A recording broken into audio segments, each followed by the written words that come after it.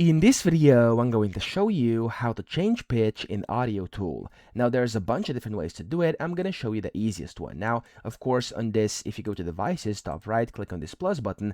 Under Devices, under Drums, you have this Machinist, okay, over here, or whatever that's called. And as you can see here, you have the pitch. You can change it over here. However, if that's not what you're looking for, and for example, you have some recorded audio like me here, and of course, you want to change the pitch of that, that's also very doable and very easy. So here I have this audio, which is basically the tool. It's called Audio Track. It's the audio playback device here. You can go ahead and go to presets and type in pitch, and here you have a bunch of different ones. I just use this one, which is sample pitch change. It's the easiest one to operate, I think. You can just drag and drop it on here like that. I'm going to put it next to my audio recorder. There we go.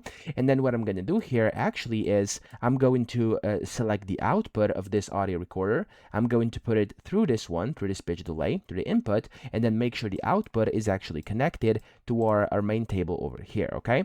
Now, whenever you've done that, whenever you've basically connected this to the Centroid, you could go ahead and just adjust the pitch over here. So zoom in, adjust it however you want, like that. And for example, if I leave it like this, I can now play my audio down here. And as I'm talking, this is now. And as you can hear, the pitch has been changed. Of course, I can go ahead and change it to the other side as well. And as I'm talking, Yeah, so that's it. So as you can hear, that's basically how to change pitch. I hope this video helped you out. If it did, please subscribe to the channel and help me out as well.